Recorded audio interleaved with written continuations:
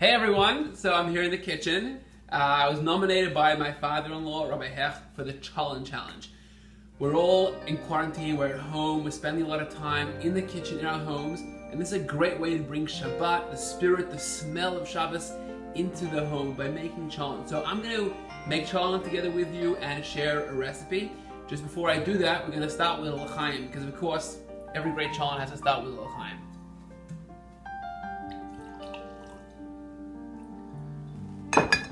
L'chaim, Baruch atah Adonai Eloheinu melech haolam v'yireh pri hagafen. And just before we get started, I heard this practice once, I don't know where from, but every time you cook a meal, to give charity. And I think it's a beautiful idea that I have food in front of me, I'm making food for myself, my family, and just before I do that, I want to make sure that someone else has food as well. So contribute towards charity, to share the meal with someone, even if they're not present in the home. So we'll give the charity here. Cholent and recipe is like an oxymoron.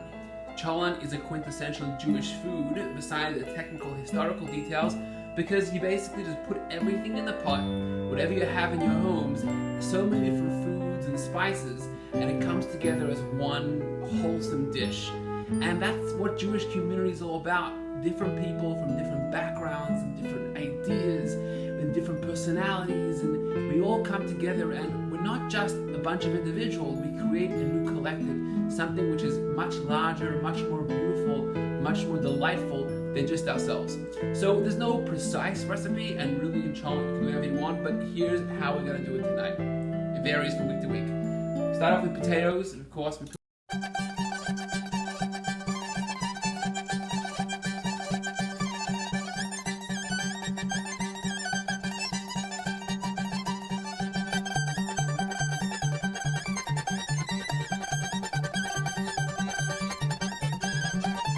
The reason we make cholent originally, the Jewish tradition started that there was a big debate in the Jewish community if you're allowed to have hot food on Shabbat.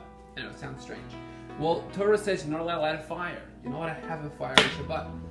The rabbis, with their tradition, understood that this means you're not allowed to kindle a fire. If you have a pre-existing flame, then by all means, you can keep that going. You have Shabbat candles. Light them before Shabbat, and we keep them going. Others, who were literalists and rejected traditional interpretation, said no, you can't have any fire. That means even a fire from before. Next to the onion. So the rabbi said, you know what? We want to make sure that not only is this allowed, we want to promote this idea that you should have light, you should have the light in your home to enjoy Shabbat. We made Shabbat candles to make sure there's light in your home Friday night. And they also said if we have hot food on Shabbat day, the only way to have it hot is if you put it in some sort of fire, long, slow cooking fire. And so before crock pots were invented, before slow cookers, the rabbis invented this slow cooking method of making food. And they created the chamin, the cholent. The cholent we have today. That became a staple in Jewish homes on Shabbat.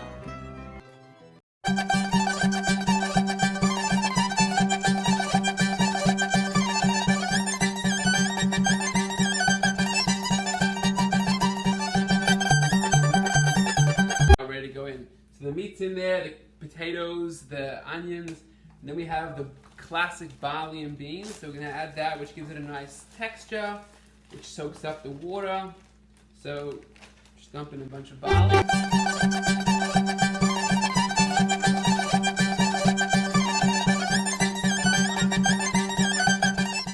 I like to put in also another grain, a quinoa or a bulgur rice, to give it a nice texture, thickness. So today we're putting in tri-colored quinoa. Like I said, a variety of spices I think really brings together the flavors, and today we're going to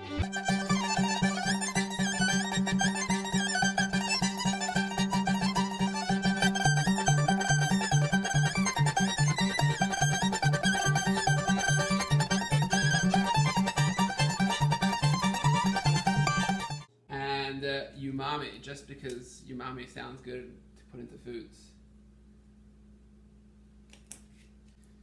So there you have it, that's the cholent. Fill it up, we're going to fill it up with water, let it sit on the crock pot all the way from tomorrow afternoon through Shabbat afternoon, and the flavors are mixed together and come out with this delicious cholent which we'll enjoy with the family.